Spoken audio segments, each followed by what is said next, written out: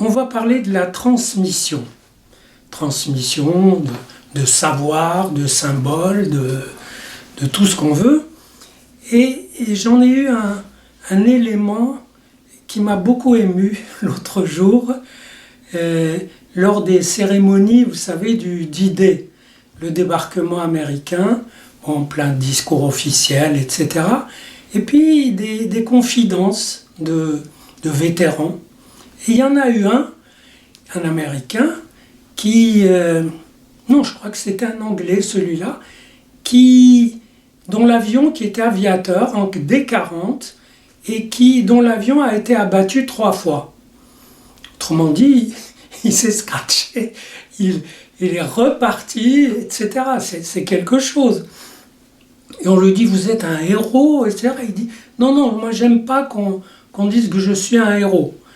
Et vous savez, je savais le faire, etc.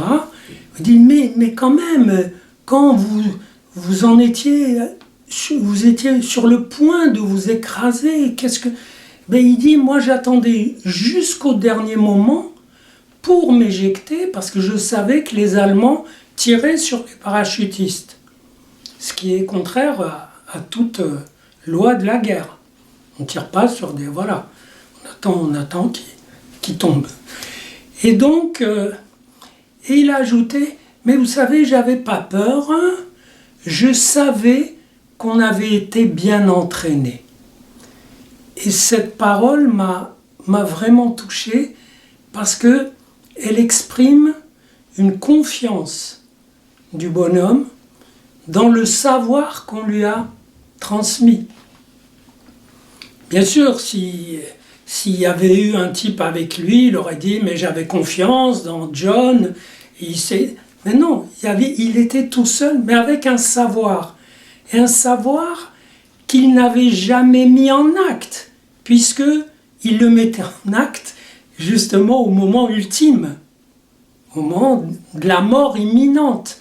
Et cette tranquillité, cette assurance m'a fait penser que la transmission, ça met vraiment en jeu l'amour.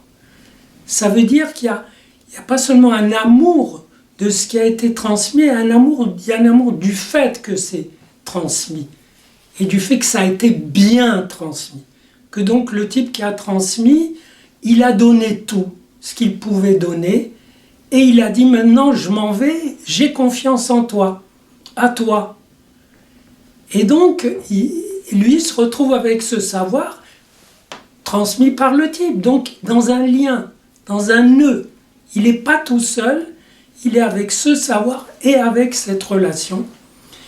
Et bon, comme j'ai pas mal écrit sur la transmission, notamment dans les névroses, dans les religions, etc., je me suis dit que finalement, la seule chose qui pouvait justifier qu'on transmette, c'était justement qu'il y ait de l'amour dans ce qu'on transmet.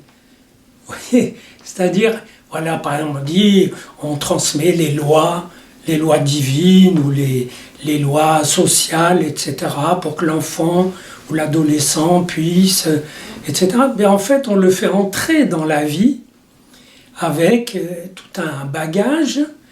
Et si ce qu'on lui transmet, c'est du mode d'emploi, c'est quand même moins bon, moins porteur, moins source de confiance, donc d'amour, parce que la confiance, c'est de l'amour de ce qui peut arriver, de soi face à ce qui peut arriver, de beaucoup de choses.